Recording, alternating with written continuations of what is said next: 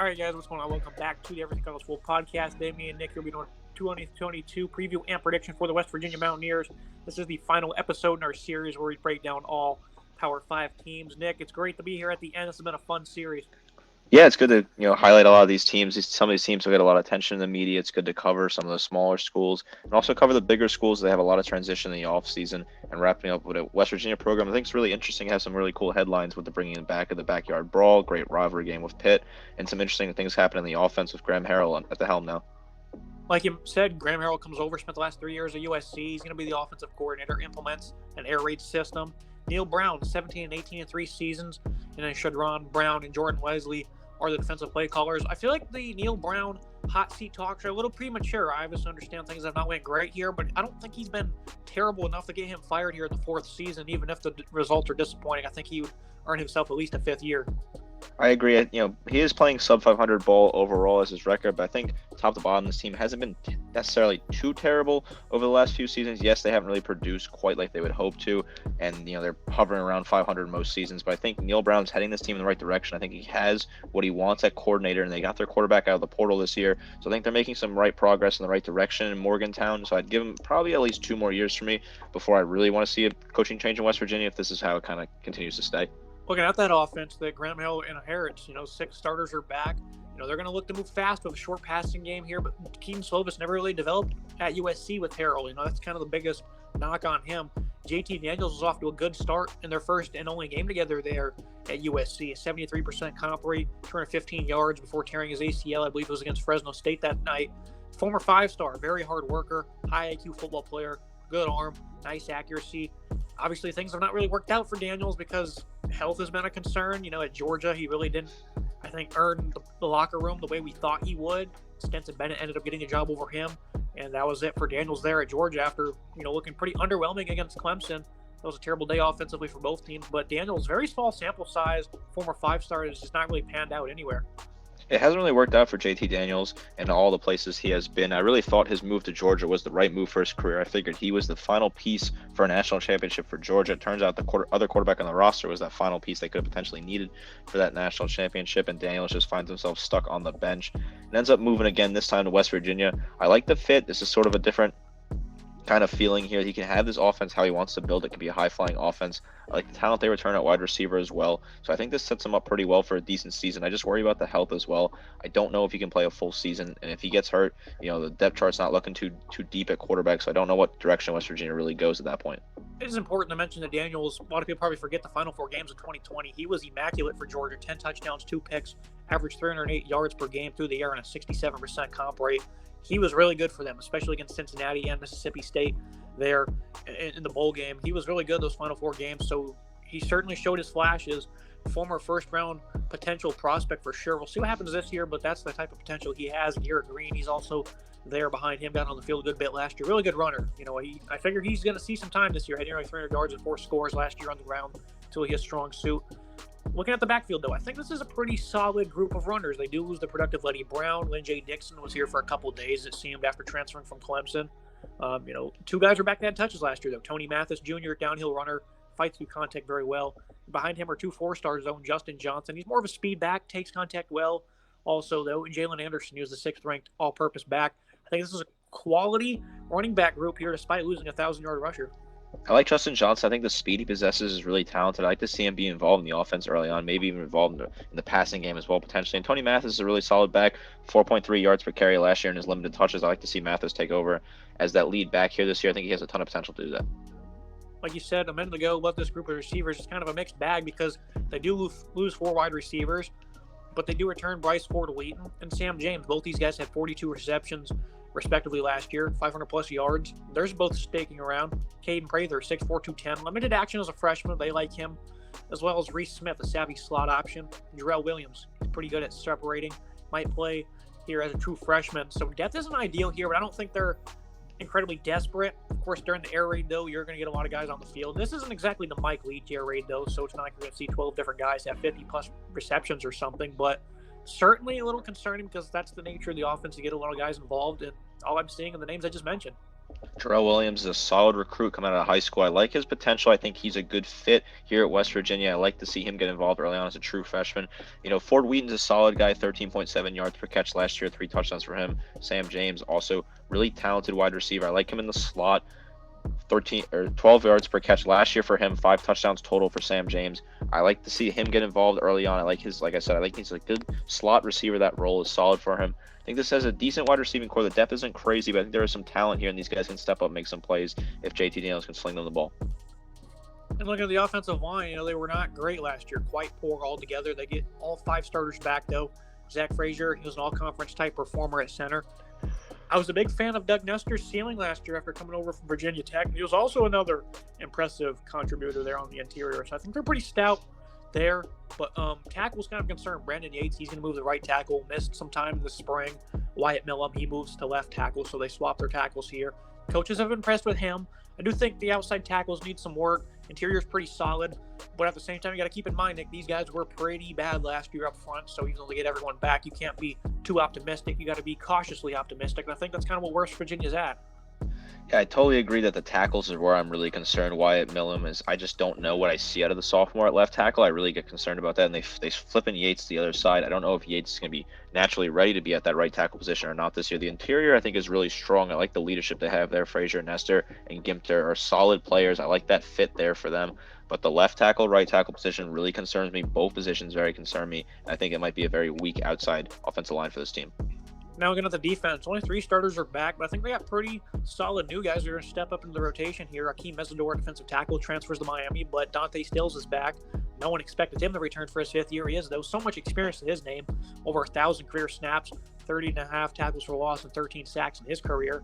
Next to him is Jordan Jefferson, 6'3", 310. They added Mike Lockhart, I think from Georgia Tech. He's 317 pounds. And then Jalen Thornton's been around a few years now. Really solid group of defensive tackles here, Nick, led by Stills. I like Stills a lot. 15 tackles for loss last year, 7 sacks, and an interception for him, plus a forced fumble. Stills can do it all. Shocked that he returned, but I think this West Virginia Mountaineer team is really happy to have him back. 36 total tackles for him last year. This is a solid defensive line. It doesn't really scream out crazy to you, but I think there's some solid talent here. I like what they have. Taj Alston's also a solid piece. 11 tackles for loss last year, 5 sacks from him. This is not a bad defensive line at all. I think there's some serious talent here, and Stills is a great leader to have.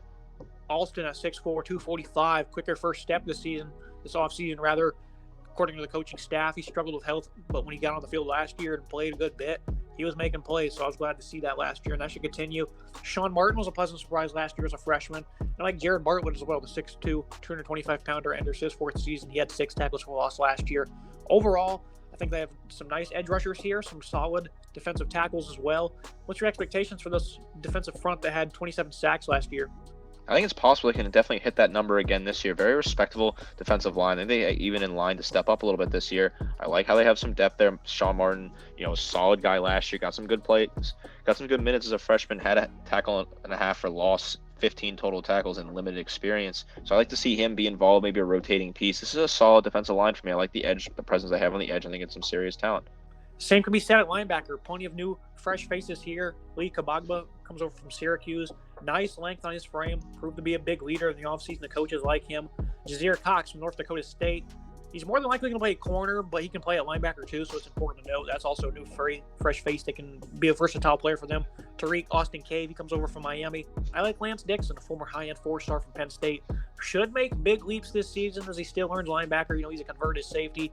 Quite deep at this group. I would like to see good this front 7. I think they have the potential to do it because they have some solid depth here in this front 7. And the run defense wasn't bad last year, but I definitely want to see them take that next step.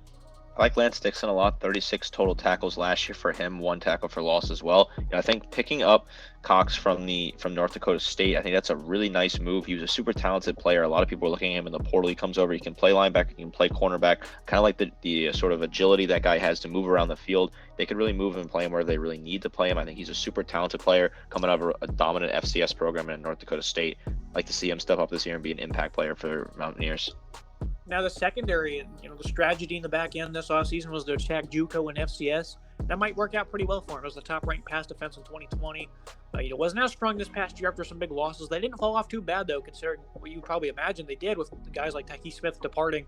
40th ranked pass defense this past year, 211 pass yards per game allowed. Charles Woods, a former FCS guy who was one of the highest graded players on the team last year, according to Pro Football Focus. Marquise Floyd as well. He's been working with the safeties this offseason, but originally slated as a corner, so he's a versatile player. Rashard Ajayi, 6 pass breakups at Colorado State last year. Those are 3 guys I'm really circling. Overall, they had 6 new faces, though. 4 from the portal, 2 freshmen I see here in my depth chart. How long will it take these guys to gel is the big question. I think the secondary is definitely going to take steps back, but how much is the real question? Because last year, they didn't take that many back like we thought. They struggled week 1 against Maryland, but after that, I thought they were quite sound the rest of the year. Yeah, this is not a terrible secondary. I do like the leadership they have, and they really did attack the portal and picked up a lot of guys who are talented. Charles Woods is really a super talented player, high ceiling kind of guy. 29 total tackles for him, 2 tackles for loss, 2 interceptions for him, and a couple pass breakups. I like Woods to be the leader on this team. The secondary, I think, will naturally take a step back because these guys, they haven't really played together. A lot of, first time playing with each other. Going to be some interesting to see if the continuity is there. They will step back a little bit, in my opinion, but this is a solid secondary, I think, and has potential to kind of develop as the season goes, and I don't think it'll be too bad. Look at the schedule preview and prediction. I really hate to pick this team only win 4 games. And West Virginia fans are definitely going to let me hear it. I totally understand because this team's probably better than a 4-win team. Solid group altogether. I like the backfield and offense. I like JT Daniels in that, chemistry with Graham Harrell. I think the O-line's got some nice growth ability, some respectable weapons. The offense should certainly progress nicely. The front 7, they have solid depth. We just talked about the secondary. They're work in progress, but they're not desperate by any means. Very tough schedule, though. I see a lot of close losses. I think they're going to be the Nebraska of the Big 12 this year. I think they might be Baylor. Very tough schedule top to bottom, though. I think they're really going to compete every given Saturday, and I think they actually play 3 of their first 6 games are actually on Thursday nights. That's pretty interesting. But tough schedule at Pittsburgh, at Virginia Tech. The Final 4 in November is also a pretty daunting stretch as well. I think this team could certainly win 6 or 7 games, but I think a lot of close losses is the pick here from me because they're just playing better football teams. I do think Neil Brown should be afforded another year. I hate to pick this, pretty somber pick from me, but I think it makes sense. Did I do a good job of justifying that, or do you think I'm way off? No, I think this is right where this team is. I think they're a 3 to 4 win team this year. It's just because the schedule is tough. It is nice that they bring back the backyard brawl. I highlighted that at the start of the show. I'm excited to see that rivalry back, but I think Pitt's just a super talented team this year. Virginia Tech, we highlighted them a few weeks ago, or a couple days ago. Sorry, that's a really solid team from the ACC. It's a tough draw out of conference. They don't really get any free wins on the schedule except Kansas and Towson. Otherwise, this is a tough Big 12 schedule. A lot of these games should be close. I just think that the defense will let them down in some of these games, especially late in the game. So, 3-4 wins is definitely right where this team belongs. But I don't think Neil Brown should lose his job. I think he was Neil Brown took this team to a bowl game last year, took him to a bowl game in 2020. So I think he should be afforded at least another season. I think this team is trending in the right direction, but it's going to be a down year in Morgantown this year. The biggest issue is that, of course, they have a new offensive coordinator, and the ceiling is pretty high, but this offense was pretty stagnant last year with Jarrett Dodge, who's now at Western Kentucky, under at the helm. They had 3 points against Oklahoma State, only 6 against Minnesota, only 13 against Oklahoma. You don't just go from performances like that in conference to, just hammering guys despite the ceiling here, at least in year 1. At least in my eyes, I don't see that happening. So that's certainly a concern. I do think the offense has some high potential, but that's still noteworthy how poor they played against some big-time opponents. So 4 wins for me. I hope they can make a bowl game that will really shake things up in the conference. I really think they could knock off any of these contenders, especially in November. It should be fun. So what are your final thoughts, Nick? I think it's a solid team. Like you said, they have a good offense. I think Graham Harrell was a solid hire at offensive coordinator. I like what he can do. He was a great quarterback, Texas Tech legendary quarterback for this generation. Very exciting guy. I think he is a future head coach. I do like his offensive scheme, like he runs this air raid. This is a solid team. I just think that it's a tough schedule this year, and the team is kind of in that transition period for me. But I expect big things out of them in 2023. Solid team top to bottom, but this is going to be a tough season. 2023, if they don't fire their head coach, I would agree. That's going to be it for today's episode, Nick. As always, thank you. 65 episodes now officially in the books. A lot of work, but it was a fun time, and I really look forward to this college football season. We're getting ready for week 0, which should be a lot of fun. Some interesting games to kick off the season. Couldn't agree more. Make sure you guys like, subscribe. See you guys rest of the year. A lot more content coming out. See you next time.